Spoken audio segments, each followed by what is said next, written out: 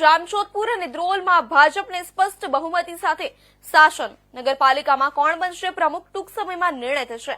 જામનગરમાં નિરીક્ષક તરીકે ભાજપના નેતા ભરતભાઈ બોધરા અને વંદનબેન મકવાણા પસંદગી કરી. જામનગરમાં પ્રમુખ પદની પસંદગી માટે સાયન્સની પ્રક્રિયા હાથ ધરાઈ. સભ્યો, મંડળ પ્રમુખો, આગેવાનો હાજર રહ્યા હતા અને નામનો યાદી નિરીક્ષકો દ્વારા મવડી મંડળને મોકલવામાં આવશે. ટૂંક સમયમાં પાર્લામેન્ટરીમાં નામ જાહેર કરાશે.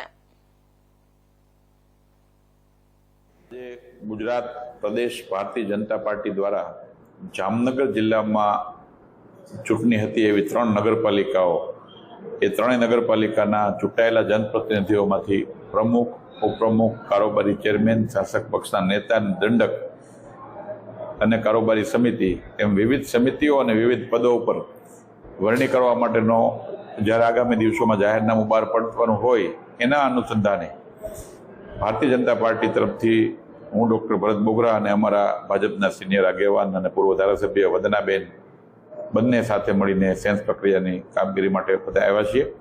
સૌ કાર્યકર્તા અને આગેવાનોને સાંભળી અને ચર્ચા વિચારણા કરી અહીંથી પેનલો બનાવીને પ્રદેશના પાર્લામેન્ટરી બોર્ડ સમક્ષ આખા જામનગર જિલ્લાનો અહેવાલ રજૂ કરીશું.